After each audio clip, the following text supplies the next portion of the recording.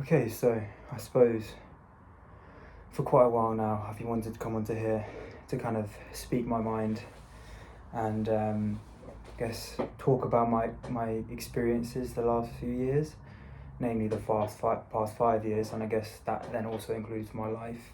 Um, just because, I think in terms of helping other people or just for general kind of discussion on similar topics, I guess. So yeah, it's just kind of, this is just off the dome, haven't really written anything down, just kind of speaking my mind, and I'm by no means an expert in any of this other than maybe some specific things because I've experienced it. But yeah, so basically in March 2021 I had a psychotic and manic breakdown. In this I was sectioned initially for 35 days in Millview and Hove, and then I was discharged, and within a week I'd relapsed again, and then was sent, well, nearest hospital bed was in Darlington, which is a 6-hour drive from where I live, which is crazy. And yeah, it was in there for about 14 to 20 days, I can't really remember. And through that the experience in itself was quite surreal, having, I guess, not really suffered all too much with I guess, my own, in my developmental years I didn't really suffer all too much with depression. I guess I could have experienced anxiety, but kind of been shown in other ways, in mental symptoms, I guess, kind of physical symptoms. I was always quite hot and sweaty, and when I'd talk to people I'd get really kind of nervous. But this was the first, obviously, major kind of incident that I've had happen in my life. And I was kind of I had no idea what psychosis mania, what section was. Psychiatric ward, didn't even know that was a thing. I kind of had a vague idea that it was, but so kind of being thrown into that situation, and basically, long story short, as a result of these two kind of incidents, it then led me to have a post-psychotic and manic depression. So with mania, your kind of brain goes especially high, so your dopamine levels, or I'm not entirely sure the science behind it, but basically I was extremely erratic and kind of energetic and not making sense to anyone else, but I was making sense for me. And then the psychosis had symptoms of, I was hallucinating, hearing voices, had a kind of a God complex, thinking if I were to die for whatever reason, the impact would be profound. And this was, I guess, exacerbated by the mania. And then through this, as I say, after the post-psychotic depression, really quite debilitating anxiety, paired together, and I was admitted to EIPS, so early intervention in psychosis. This kind of experience, as I say, was all completely new to me. I'm very fortunate and lucky to have been admitted to such a team. I honestly I wouldn't have got to this point without their help, the professional help and intervention. So yeah, kind of the first kind of year, so that I was admitted there, and it's for like a 3-year period. So kind of the studies show that intervening early with something like psychosis is more likely to then long term, the person will most likely, or not most likely, but be more likely to not have another episode, basically. So yeah, so I was with them for 3 years. Basically the first year and a half was deeply depressed, didn't really leave the house or my room. Obviously stopped working, was put on quite heavy duty medication, which kind of felt like my body was and my mind was out of my control, in the sense of I was putting on weight. I felt emotionally numb, so I didn't really feel like I could connect with my friends. Felt really lost. I think the overarching feeling by me was purposelessness. So this was, I was 20 years old at this, or 21 at this time. This kind of feeling was kind of ongoing as my friends had gone to university, kind of all other things were going on, and I still had no idea as to what I was doing. So then to have this happen and kind of be set back to square one, rock bottom, it's kind of that, I think that then exacerbated those symptoms of depression and anxiety, I guess. But then my point in that is what I've learned through that experience in terms of gaining my emotional maturity and intelligence, learning more about myself, learning healthy habits, to then healthier maintainable habits that I can then carry on using my whole life. And I guess as well, just learning more about myself, it's like you're going back to square one in a sense of literally rock bottom, and then rebuilding my life bit by bit, step by step, in a sense of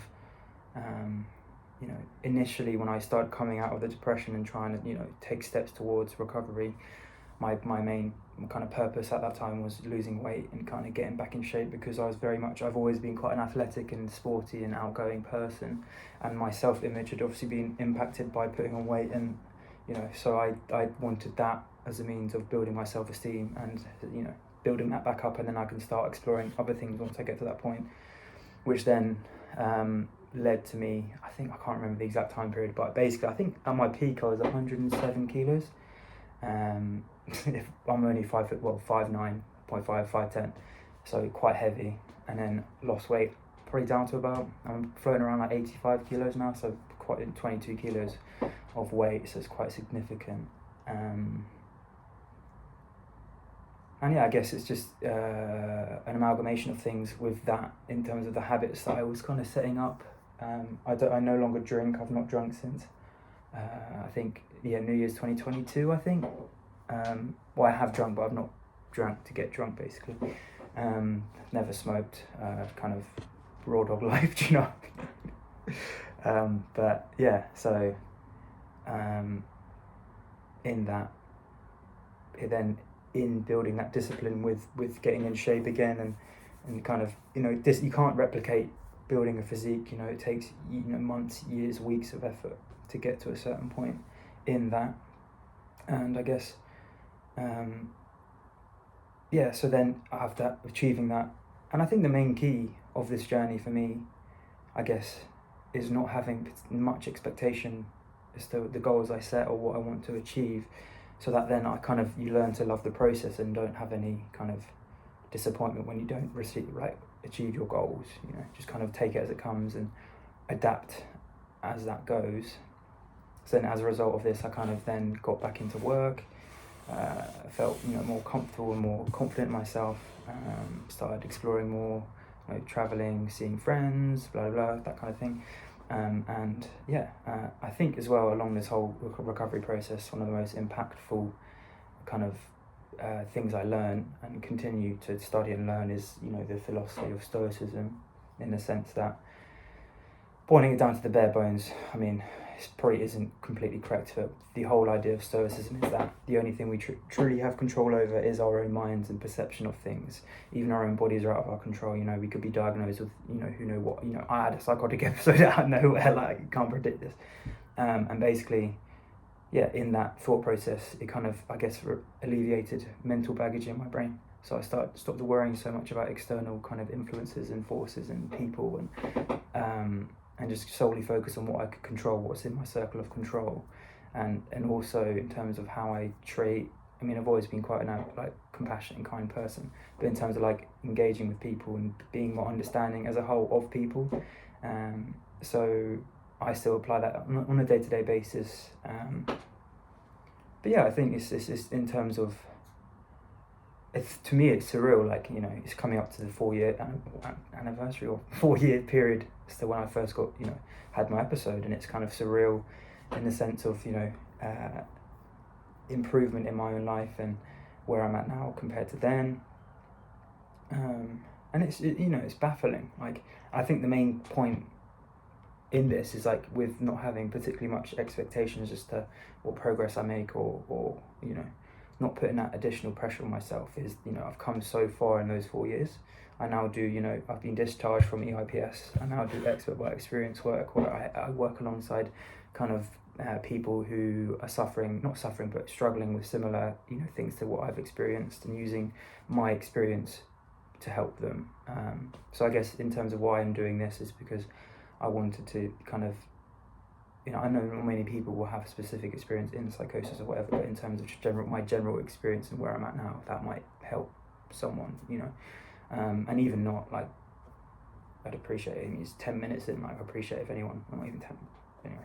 But it's, I think I'm just eager to share my experiences, because I think I'm at quite a good point now in my life.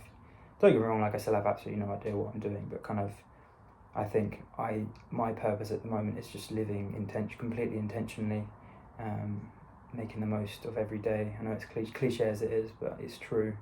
And just, just on a day-to-day basis being kind and I guess emotionally receptive of other people and how they, everyone is dealing with something that you have absolutely no idea about. So just kind of operating like that on a day-to-day basis. So yeah, I think just a brief overview. Well, I say brief, it's been like pretty much nearly 10 minutes. But in terms of like, I guess my life the last 5 years, and I probably will touch upon more topics if people engage with this and I want to ask questions, or I don't know, because I've had quite a lot of fulfillment and satisfaction from doing the experience work. So it'd be interesting to see whether people that haven't specifically experienced what I've experienced, but just general life experience. But yeah, so.